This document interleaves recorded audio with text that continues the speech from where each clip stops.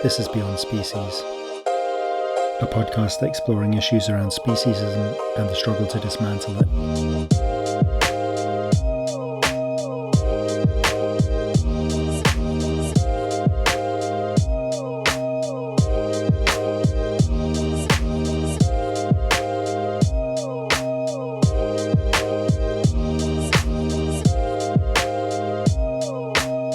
I'm Tofu Steve, and welcome to the episode. In this episode, we hear from Oz and Keith, also known as Lonely Vegan. We consider the effectiveness of sharing undercover investigation footage on social media, as well as the emotional cost which can lead to burnout. We hear about the corruption of farm industry regulators, issues with the activist identity, and how anger can be a motivating factor, but also a detriment to activism. We reflect on the current state of the movement and the importance of knowing the history as we learn to move forward.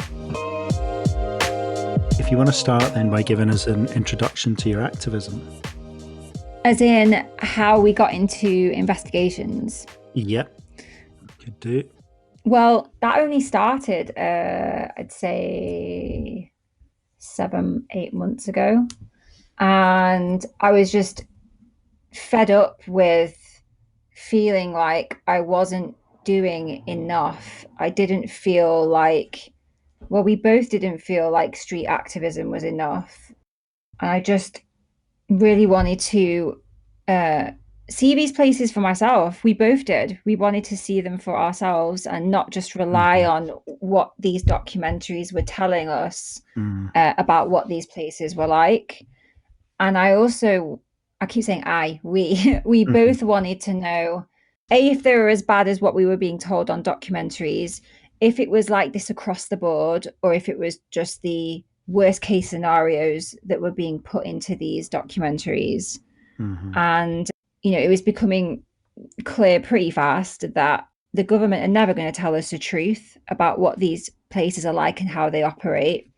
DEFRA are never going to do that. And it was just really obvious that we were being lied to, like the red tractor, all of the stuff surrounding that.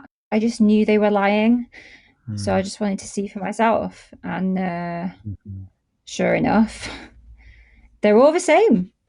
And, you know, Britain really likes to say, oh, you know, we are the world leaders in animal welfare. Are you fuck? It's just as bad. Can I swear?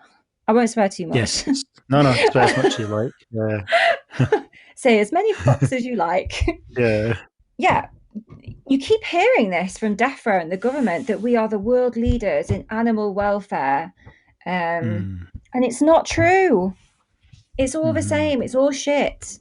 And I think what really shocked me as well, the adverts for Red Tractor sort of give off the impression that that is like the very best of the best. But actually, when you research into this, Red Tractor is the bare minimum requirements. Did you know that? No, I actually thought, well, I kind of imagined that there would be like some organic farms that were probably much better than Red Tractor, but generally I thought Red Tractor was, I know it's the industry standard, but I didn't, I don't know.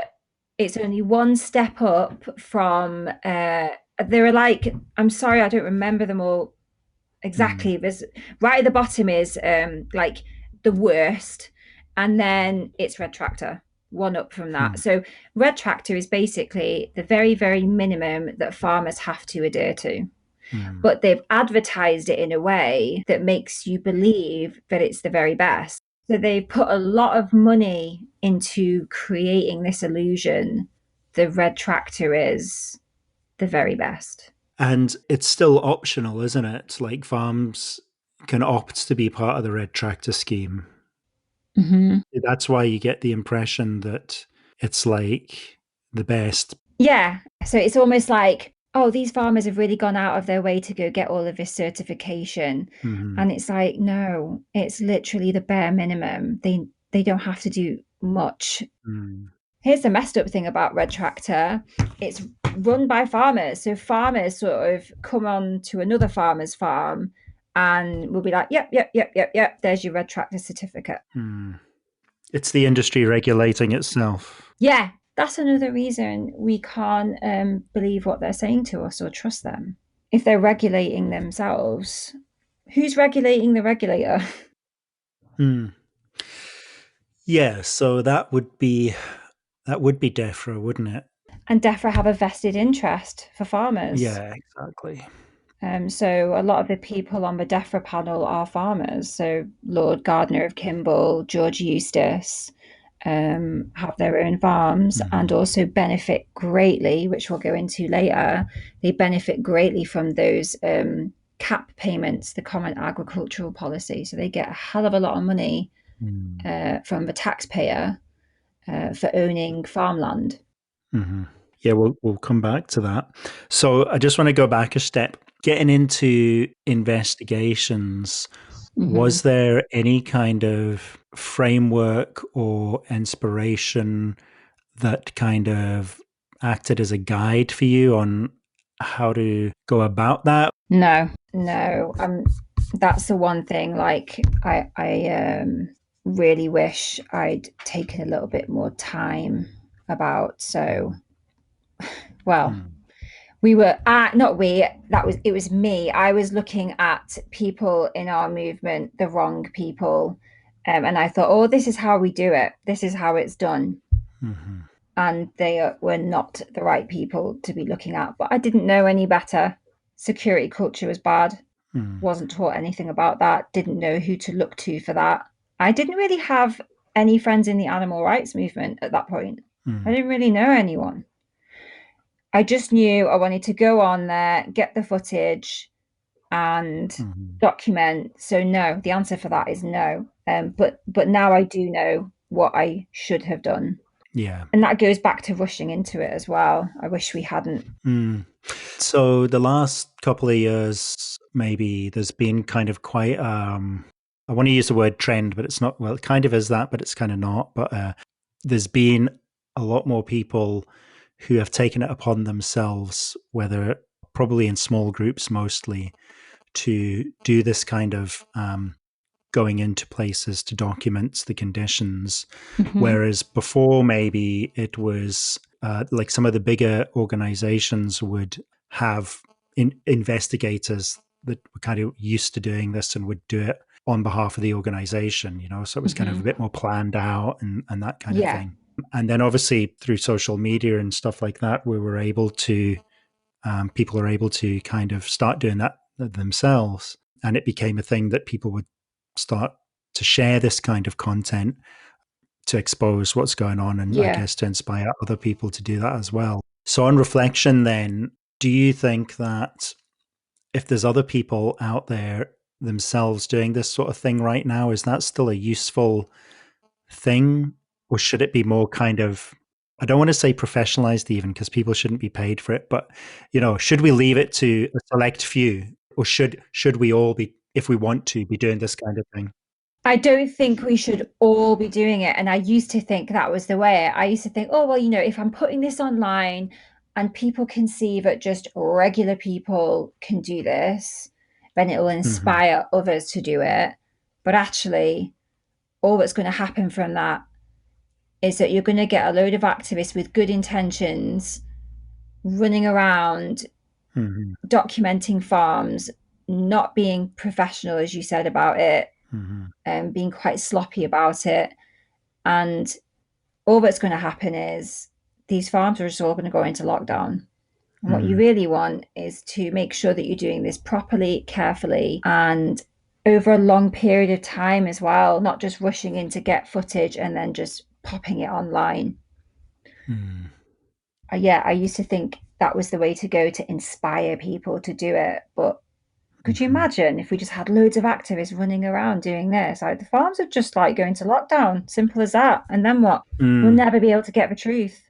Yeah, and I guess the industry would really put pressure on the police to start taking action as well. So Mm-hmm. the police would then start looking to crack down as well. And we've already seen recently in the UK, the last few months, that there's been a drive by kind of the top elements of the police to make any kind of activism marked as extreme anyway.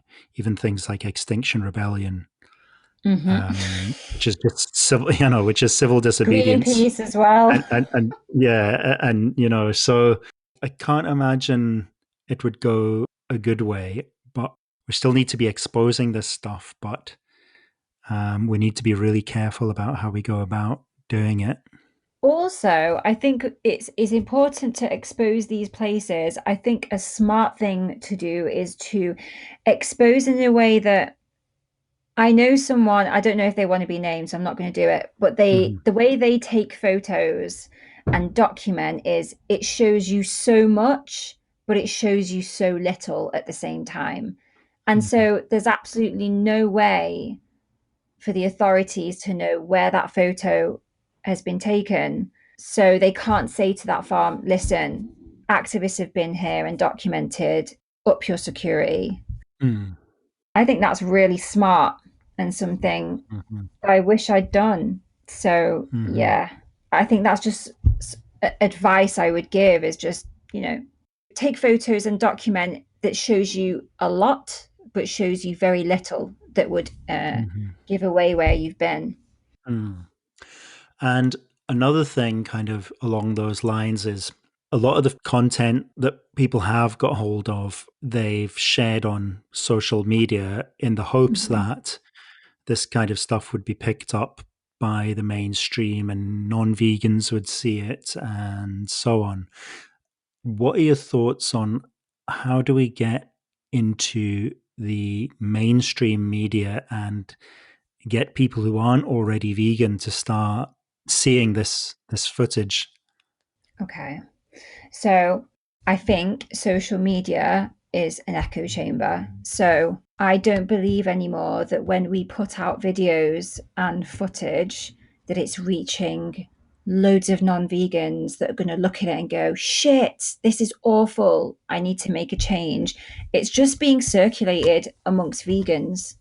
And yeah, it might reach a handful of non-vegans. I have seen non-vegans comment and go, oh my God, like I had no idea this was happening or whatever. Yeah. But I don't believe that social media is this super effective tool that we're being told to help non-vegans go vegan. Because no one in their spare time that isn't vegan is going to go looking up for pages like ours to be traumatized. Do you know what I mean? No one wants to do that on their day off, and no one's going to voluntarily do that. And even if they accidentally come across it, they're just going to click away from it. So I think the way is from a top down. I think this footage could be really helpful as part of like a targeted campaign. So it makes up part of a campaign. It's like once you've got hold of this investigation footage and you actually do something with it that you've planned to be able to get it out there and recognized by the media. And so there's a public conversation, because if we're not having a public conversation, it's kind of pointless. Yeah, I agree. I think it's good to have a big bank of that footage to use appropriately. So I think what we need to do is, I don't know if you agree with this.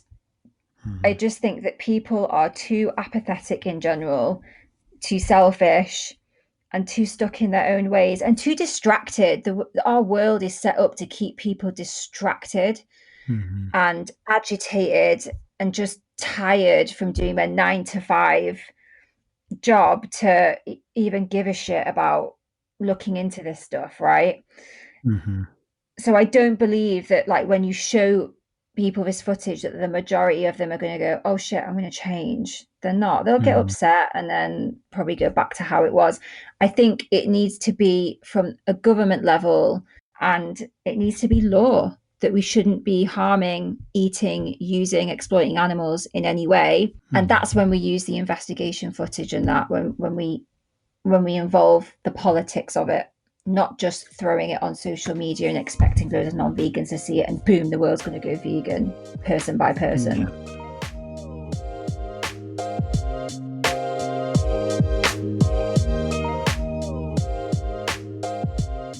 So, in terms of political solutions then, what do you think we can do, perhaps specifically in the UK, but maybe generally elsewhere as well in terms of political solutions?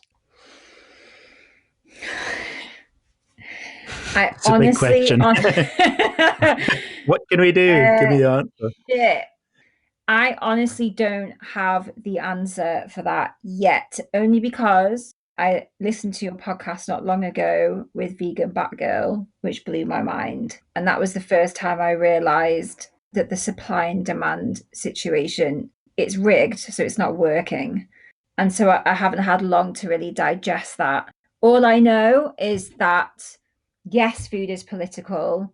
And what we're missing is the key to all of this is lobbying.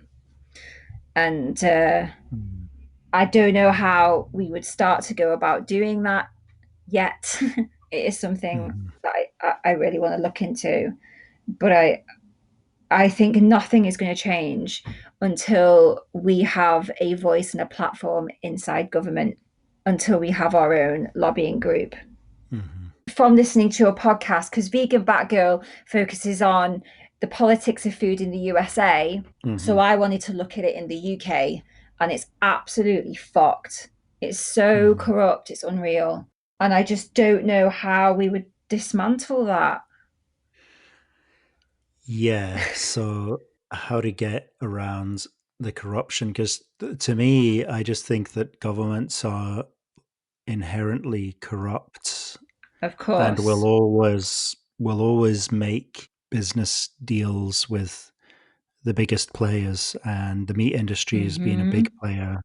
So meat industry, oil, and pharma have been like the key players in all of this. And the bankers, I guess, because they finance it all. Of course, yeah. What were your findings then in terms of like DEFRA and the cap payments and stuff like that? Okay, so the way it works over here and in Europe is what we have is a common agricultural policy or cap system. And what is messed up about that is what it does is it uses our tax money to basically pay out large sums of money to wealthy landowners. It doesn't benefit so much smaller landowners, so, small holdings and smaller farms, which is why, and Vegan Batgirl said this, which is why you see a lot of smaller farms going bust.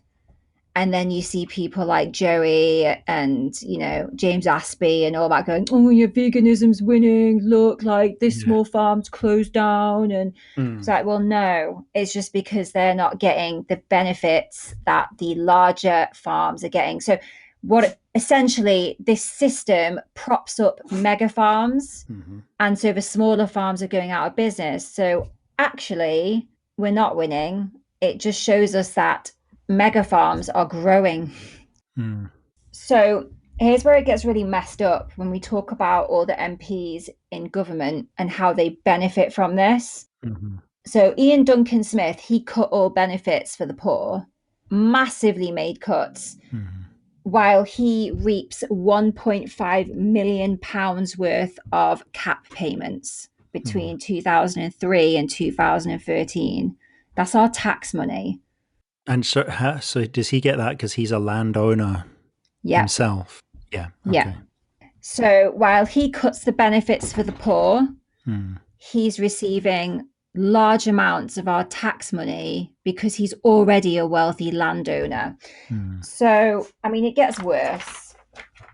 So let's have a look here. So the 18th Duke of Norfolk got £473,000 in cap payments because he's a wealthy landowner. MP Richard Drax got 411k. Then there's Lord Gardner of Kimball. He's on the DEFRA panel, by the way. He oversees biosecurity. He's a landowner and he runs a farm. And in 2015, he got £49,000. Just a little side note, though, he's actually an honorary member of the Kimball Wick Super Hunt. And that hunt is infamous because they've been accused of spreading bovine tuberculosis via their hounds that run across all the farmland. But it's funny, though, because he's head of biosecurity. Yeah. So I'll just finish this bit off here. We've got Dame Helen Gosh, She has 250,000 hectares of land. She got £11 million in 1 year in cap payments. 1/5 of the biggest cap payment recipients are in the top 100 rich list. They got 11.2 million of our tax money, and 16 members are of aristocracy, and they got 7.1 million. And then there's Sir James Dyson, who's a billionaire. He's worth 7.8 billion, and he got 1.6 million of our tax money in 2016. And it just, the list goes on and on and on. But just one last thing to add. The other messed up thing about the way this system works is oligarchs, sheiks, Texas oil tycoons, they own a lot of land in our country. And because they own this land, they also receive our tax money in cap payments, but they don't even have to live here to get that money. So they're all kicking it in their mansions, wherever they are, from our tax money, while our government guts out our NHS, our mental health services. And then Boris Johnson has the gall to stand up on his little podium that says, protect our NHS. Well, our NHS is failing because you're giving all of our tax money to your rich fucking friends because they own loads of land. Pisses me right off. Yeah. So where I stand on the political lobbying thing is I come from an anarchist perspective where I think that the state can't be reformed, and so appealing to the state to, do the right thing, like Extinction Rebellion and Animal Rebellion do, is not going to work. So I think we need to build alternatives. But I actually agree with that. Yeah, because so from what you've just said about how rotten it is, these people are not going to give up what they've got. They're always going to be landowners. They're not going to be made to do the right thing. They're not going to have an interest in getting rid of the animal farming that they're involved in. And Reg Tractor is the industry body. We know that that's run by the industry itself, and DEFRA monitors it. And we know that DEFRA is full of the same type of people with the same interests. So I don't think that there's a case for expending energy on that. I actually agree. And I never actually thought of that. But now that I have, that makes, you're right. So the answer is toppling governments and capitalism. So I agree. How do we do this? Yeah. So that is the question though, and that's why I say for me it's about prefigurative politics, which means we have to build our own institutions based in the values that we believe in, and that will change how people interact with and see the world. So that's the kind of work that I think we should be putting our energies into. I agree. And in a way, kind of consumer change does come into that, but we need people to stop thinking of themselves as consumers and thinking of themselves as like citizens, and not citizens of the state either, but just, communities again. I think people who don't need to be told what to do by men in suits. I agree.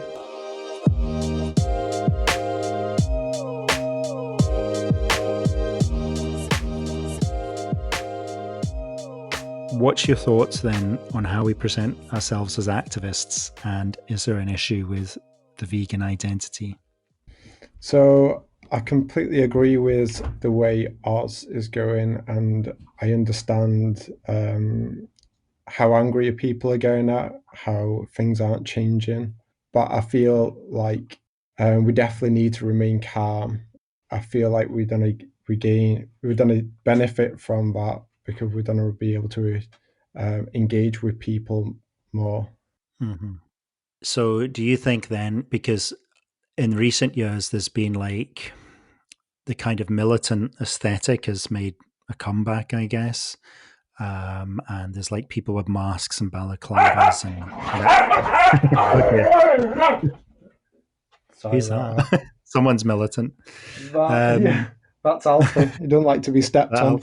One of the dogs steps Fair on him. So do you think then that image of like the militant vegan is something we should try to avoid? Yeah, I think for each individual who is watching that and observing vegan people, it works differently for each people. I think people who have undergone trauma in the past, they're more likely to listen to a militant vegan and someone shouting about what's going on. And also you have different people who they don't they don't respond to that very well. They put the guard up straight away. They don't want to hear what you have to say. And I feel like me myself, I feel like I've had engagement with people where I've been very calm and open about talking about veganism, and took my time with them. And I felt that's worked pretty well as well, because a lot of people don't understand how in depth the problem is, how even as a meat eater, it affects them too.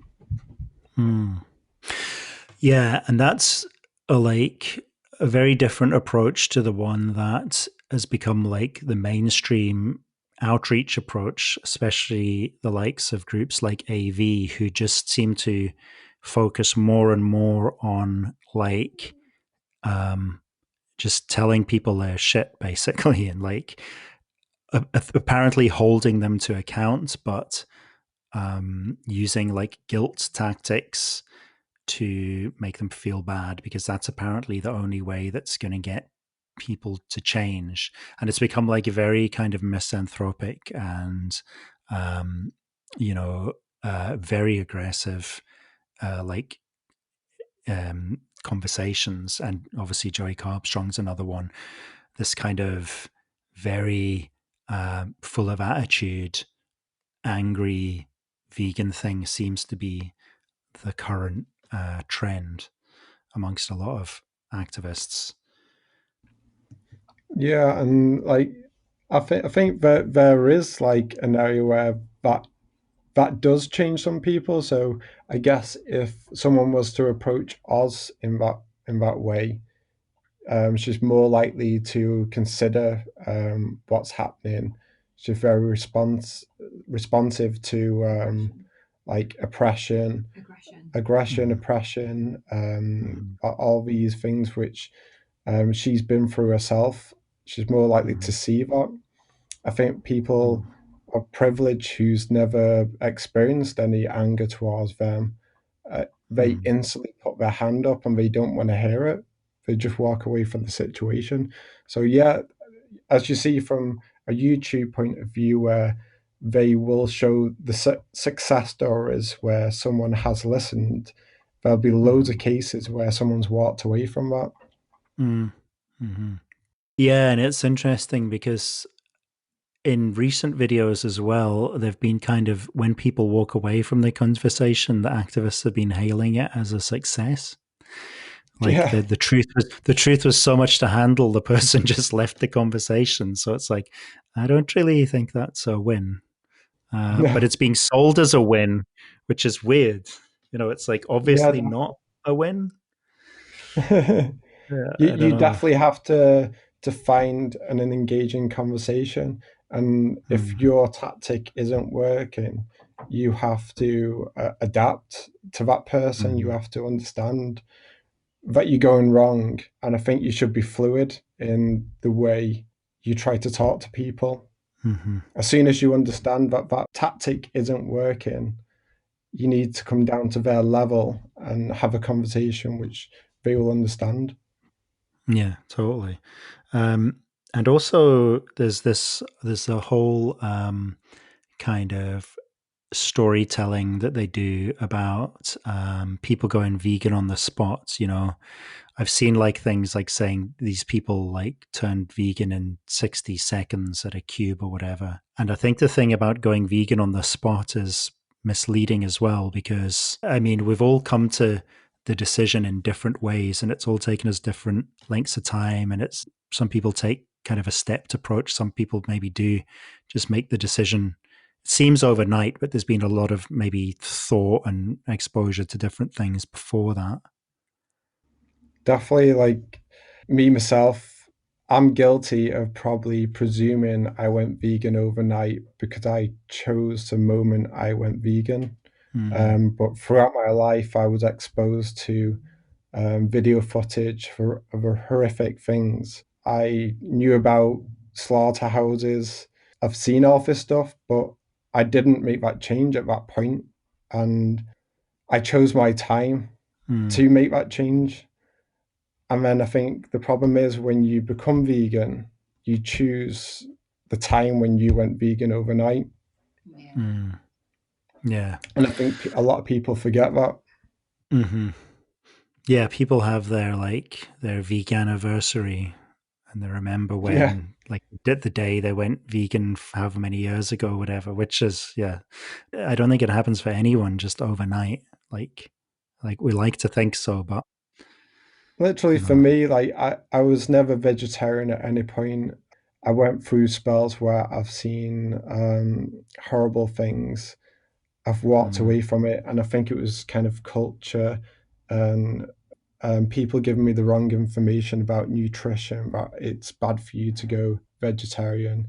And I think over time, I started to learn how misinformed I was. And then it took that little push over the hedge where I watched Earthlings, and Okay. it really got to me, and I changed from then.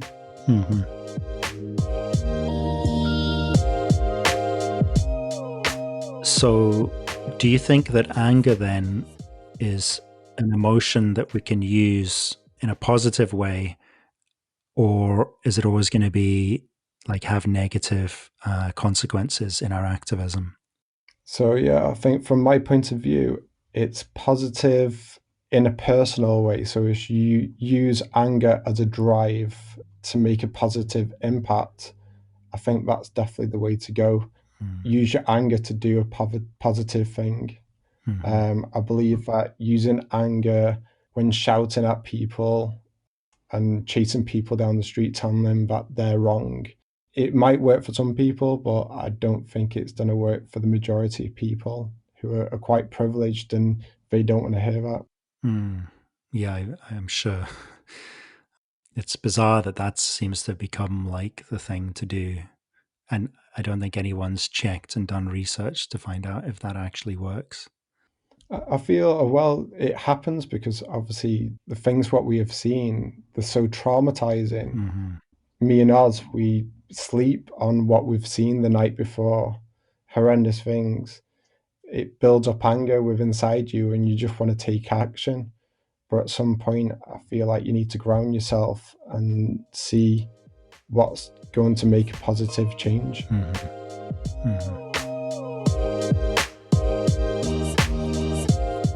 So what's your thoughts then on anger generally being used in activism, positive or negative? So like you said, I think anger is really good to drive you to get out there and do something, but I don't think it's good to use it when interacting with people. So used to be a really big fan of Gary Yourofsky and just hung on every word that he said. I just liked his aggressive approach when speaking on behalf of animals to people. But I look back at that footage now and I shudder. It's embarrassing, because while I agree with not everything that he says, but while I agree with some of the stuff that he says, and I do like the passion that he has for animals, and I think his anger is justified, you've got to think about who are the people that are taking on board what he's saying. Now, I might be wrong, but I think he's probably reaching people like myself that have been traumatized. So, I was brought up in a household where there was a lot of aggression, and even the way I was spoken to or my parents spoke to each other was aggressive all the time. And so Mhm. I respond to that. I respond to that kind of way of being spoken to. Whereas when you look at Keith and how he responds, he wasn't brought up in that environment. He was spoken to with Mm. respect, and he wasn't brought up around aggression. And I remember him watching this documentary and he's like, who is this dickhead? Mhm. He agreed with what he was saying about how we shouldn't be exploiting animals. Mm. He agreed with all of that, but he was saying the way that he speaks is such a turn off, and he Mhm. sort of exemplifies everything what people think about vegans. Yeah, I mean, I think that's when we start getting into like misanthropy. He's obviously Mm-hmm. well known for saying he hates humans, all humans, etc. And then he sort of singles out certain groups of humans because he's actually like racist. But like, if our goal is to change people's minds and bring them into our like our philosophical worldview, then you're not going to do it by telling them you just hate people and being Mm. so incredibly angry at people. Like, Mm-hmm. I don't think that's going to be like, I think Keith was saying, some people like it connects with, but like that's always going to be a minority, really. You've got to also think about the people that listen to him. So, like myself, that turn vegan, because you'll hear people say he's turned the most people vegan, right? Mm. Okay, Mm. well, let's just say that's true. How are they turning out as vegans? Because I was a piece of shit when I first was vegan. And when I say that, I was just so inconsiderate. I was inconsiderate in my approach. I was aggressive. I didn't have any consideration for how my words may have affected people. Mm. Just a very narrow-minded approach to my activism. So, yeah, let's just say he's turned a bunch of people vegan. What kind of vegans are they? That's the question you want to be asking. Yeah, that's it. So there's often that claim, which is also not really very well backed up, that he's Mm. created the most vegans ever. And it's like, yeah, one of the problems with the vegan movement is that we've created the wrong type of vegans who think that Absolutely. buying KFC options will achieve animal liberation, and Mm-hmm. shouting at people in the street will get people to go vegan. So I think we're in a real mess. And also this whole holding people accountable. Yeah, I Mm. get what you're saying. We should be holding people accountable, but what you got to bear in mind, Rob Banks actually said this quite well. He was saying that the reason it doesn't work to shame meat eaters, he was explaining why it works to shame people that wear fur, Hmm. but it doesn't work to shame people that eat meat. Have you heard this? What he said about it? I haven't. No. It was brilliant. But correct Mm. me if I'm wrong. What he said was, with fur, we all know from the get go that it's abhorrent. Hmm. No one ever taught you in school that skinning an animal alive and wearing their fur coat for fashion was cool. We all know it's shit. That's why a lot of meat eaters hate people that wear fur, right? Mm. But with eating meat, that's been so deeply indoctrinated from day one. When I look at like the teaching material that I teach my kids, it's Hmm. like happy, rosy cheeked farmers with his happy animals, like living really happy on the land. Hmm. It's indoctrinated, right? So you can't go around with that same tactic on meat eaters because it's just not the same. Mm. However, once they are aware of the facts and they fully acknowledge that it's terrible, I still don't think shaming them's the right way, but I understand a bit more like holding them to account. Hmm. But I don't know. What do you think? Yeah, I I am not convinced that shaming people who wear fur is at all effective Mm-hmm. in getting Okay. people to not wear fur. So I'd like to see if anyone's done any research on it. That would be good. But I think like with everything, it would be more productive to focus on the fur industry than the consumers buying the fur. And I think also just historically, like the image of many people might have of animal rights activists is angry people throwing red paint on people in fur coats. And I think we want to kind of, so like move away from it would that. be good to graduate from that image. And also, I mean, I've seen some of those actions by certain people, particularly in New York, chasing people down the street, shouting at them and things. And I think, again, it ends up on their social media. So for other vegans to click lots of heart emojis and stuff. So I don't really think, those people going to go, you know what, next time I want to buy fur, I'm not going to buy fur. I think the point is, because I used to wear fur. So okay. embarrassed. Interesting. I used to wear it, and I'll go into this in a sec. I used to wear fur, and I remember when it was secondhand fur, not as if it makes a difference, but I sort of convinced myself in my head that, well, it's vintage fur, so the animal's already died, so I may as well wear their fur. For fuck's sake. So I wouldn't buy new fur because I didn't want to pay into a new blooming industry. Okay. It's a load of bollocks. But I remember when it sort of came about again, the whole fuck fur thing. There was just that atmosphere around, and I was really, really scared to wear my coat, so I stopped wearing it. And I think that's why Rob does it. It's to scare people into shame them to the point that they won't dare wear it again. The only problem is it doesn't really change their hearts and minds about it. I guess you want them to empathize with what's happening to the animals, not to not wear it because they're too scared to wear it. But they're not wearing it, so I guess mission accomplished. Yeah. What do you think? I would definitely want to do some more thinking on the fur. I've not thought too much on like anti-fur tactics and strategy. So it would be good to think about that because I get that, if people feel they're going to be harassed in the street, then they won't wear the stuff they've got. But I don't know, is the fur industry booming at the minute anyway? Like, are more people wearing fur than... I'm not too sure. Well, I'll tell you something. I live in one of the the poorest areas. One of the not so nice places in the UK, right?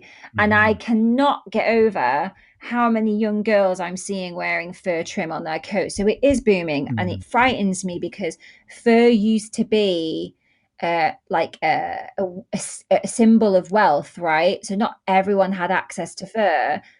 And so when you are seeing these little pom-poms on cheap hats and fur trim on cheap coats, and it's real fur because you can really tell the difference, that makes me question,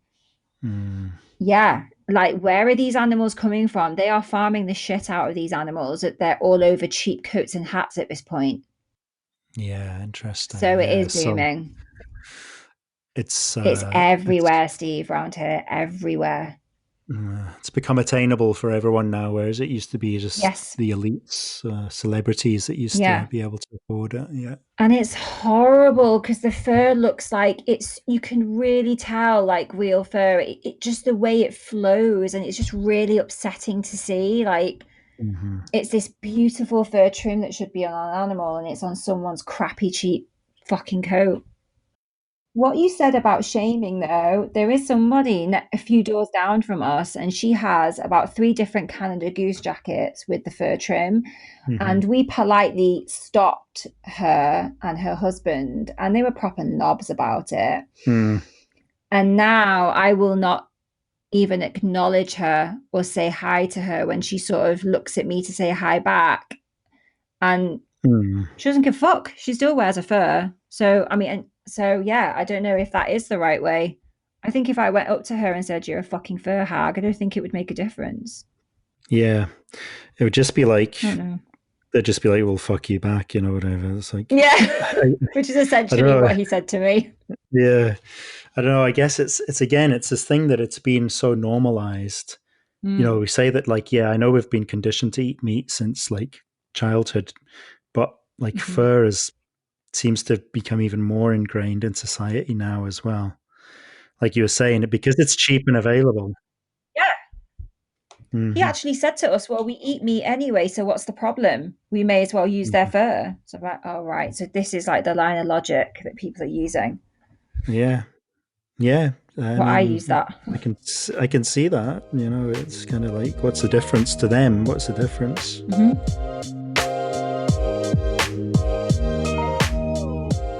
So, having done investigations and having seen and shared a lot of kind of graphic footage online, did that lead to burnout at all?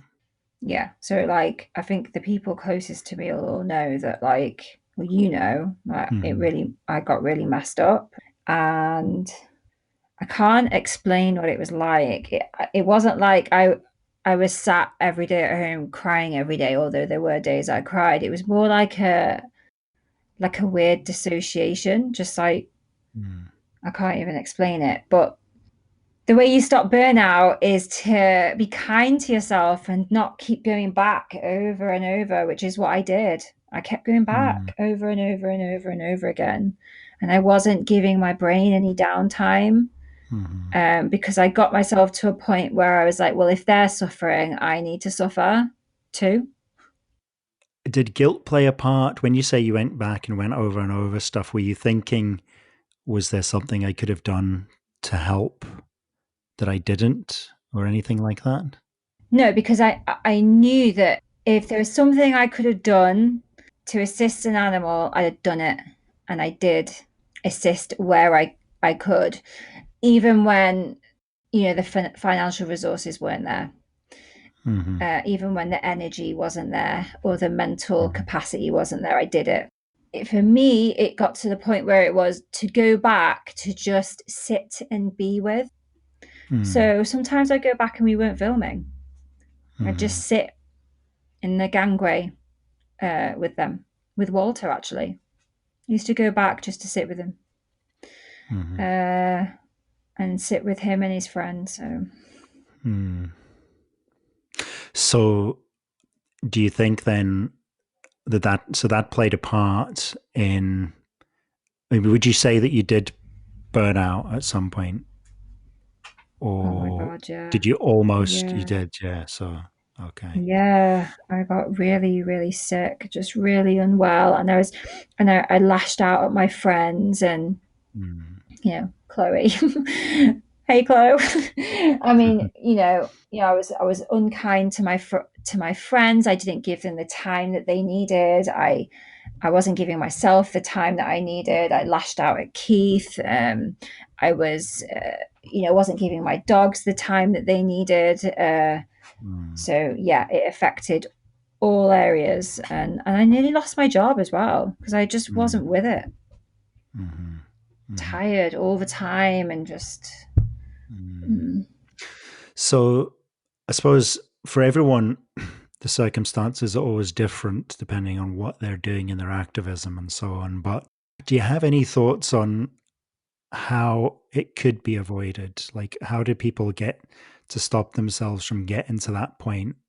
I know you said then, downtime, being aware to take care of yourself and stuff like that. And I know it's different for everyone.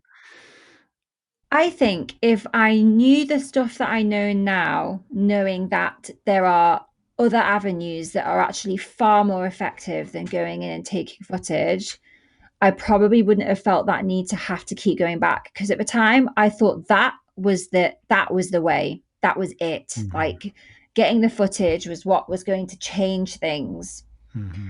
If I knew what I know now, I would have taken a step back and I wouldn't have felt the need to keep going. So I guess what I would say to people that are thinking of doing investigating or are going all the time, it's important and valuable what you're doing, but it's not where the change is.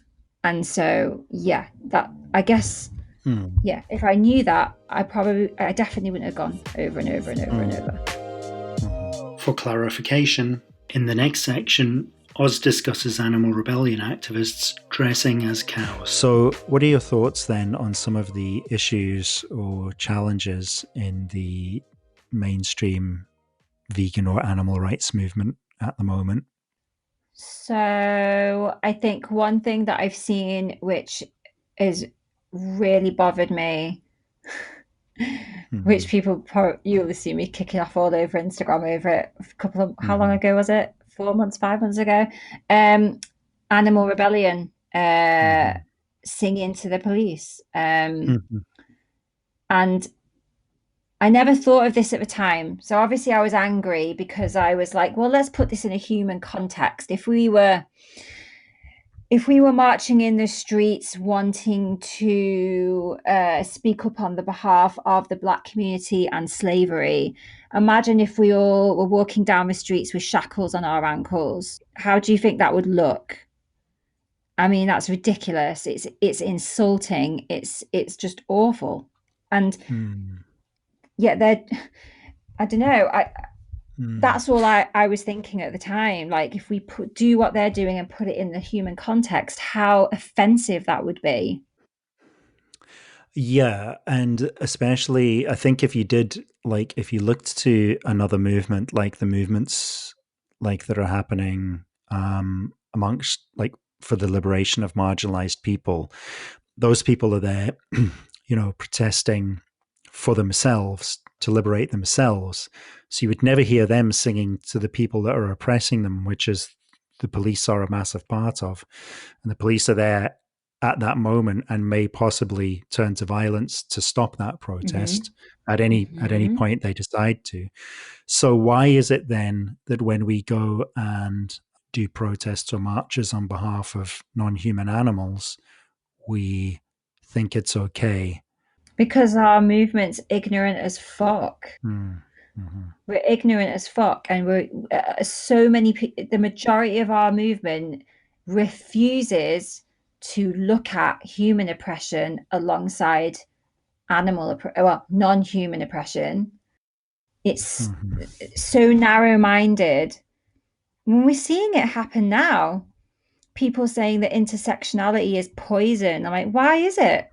Are you kidding me? Like, how have we got to a point where we think it's bad to fight for both humans and non-humans? I think it's because we get told that it's taking away from the animals by doing so. And it's shifting the focus away from the animals, but it's not. Like, if I was able to have a conversation with any one of my dogs right now and explain to them that their mum and dad are fighting for both humans and their animal brothers and sisters, I think they would much rather that than me saying, I don't give a fuck about humans, but I give a fuck about you guys.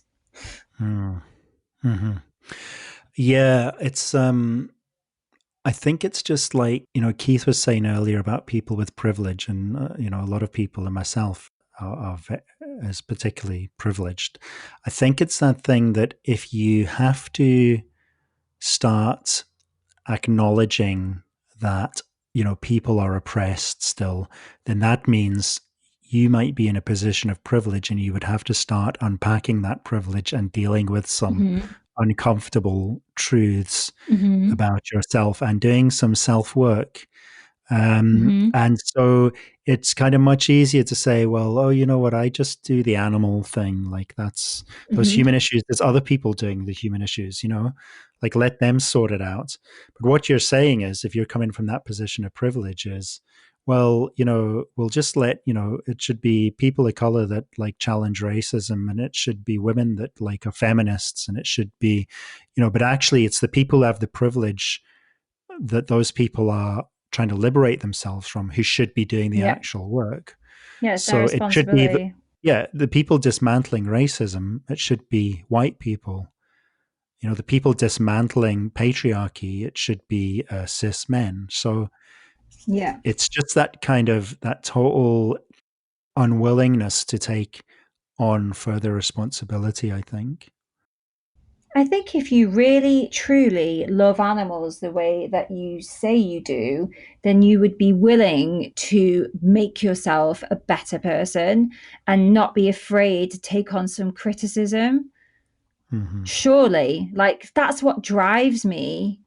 That's what drives me with this. And I think Mm-hmm. people are afraid that if they own up to the fact that they've fucked up, that people are going to give them shit for it. But Mm-hmm.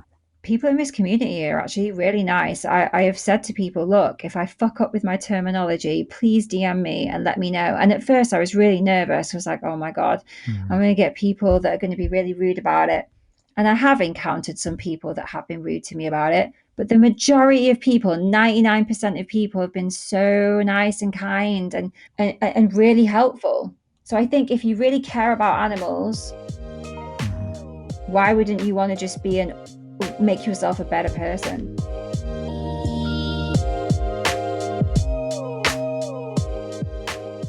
So you mentioned then that as a movement we can be quite ignorant. I also think that we don't look back to the past much and learn from what's gone before. So what are your thoughts on that? Okay, so I was guilty of this too, just so you know. Mm-hmm. I So was think I, to be honest. I think most of us were. Yeah. Mm-hmm. And I think the problem is that the people that we are inspired by are problematic, and then we go from there, and then we forget about history, and that's how we make fuck ups. So, Mm-hmm. just before I properly answer the question about the history, I would advise every single person already in activism or thinking of look to your history. There's a good book called From Dusk Till Dawn by Keith Mann, and I would suggest everybody read that. So, what a lot of people think is these direct actions, these mass actions like DXE, Meet the Victims, are like the first of their kind, but they're not. So, we know of the Animal Liberation Front, right? And what they did was the Animal Liberation Front were just regular folks like you or me. They'd go out, masked up, anonymous at night, just a few people, and they would go liberate or cause some kind of economic damage, what have you, right? Then you had the Animal Liberation Leagues. So you had the Northern Animal Liberation League, and they had a really cool slogan, which was over the wall when they least expect it. Then you had the Central Animal, it's cool, isn't it? Yeah, it's a good one. The Central Animal Liberation League, and their slogan was through the doors when they least expect it. And there were all these different leagues all around the country, right? And what their role was to go and do mass actions in farms, but mostly in labs. And the main objective wasn't to liberate, but they would if they could. It was to gather evidence, footage, document. And while that was all going on, they would have legal protests happening on the outside. So exactly the same sort of framework that we're seeing now, but they took place mostly inside labs. See, I didn't know this until recently. I I've not heard of those before. Yeah, that's good. So, but so what they've done there is they've gone in and got the footage and that kind of thing, but they've also had like a pressure campaign on Yes. on the kind of like the legal side of things. So they're matching up the two, and I think that's what we miss at the moment with a lot of these is like kind of we're going into farms to get footage, whether undercover or mass walk-ins, but we're not putting the pressure on from the other side.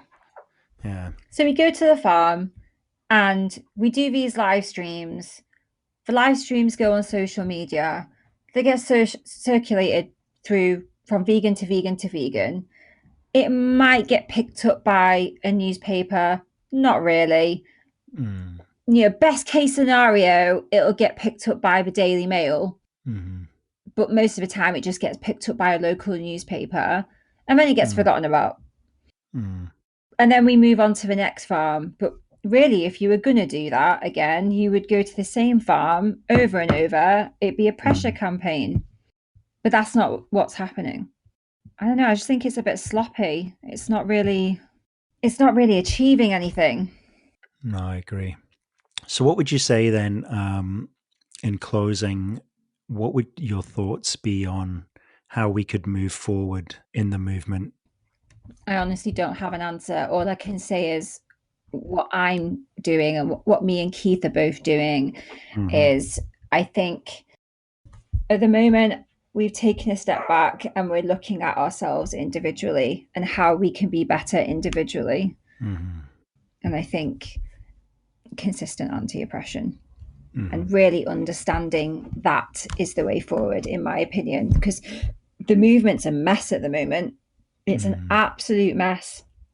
So for me, that's what going forward means for me, is unpacking all of my own problematic behavior and trying to do better and educating myself, learning about our history. And yeah, so for me, that's what going forward means. And then after that, I don't know. I don't know yet.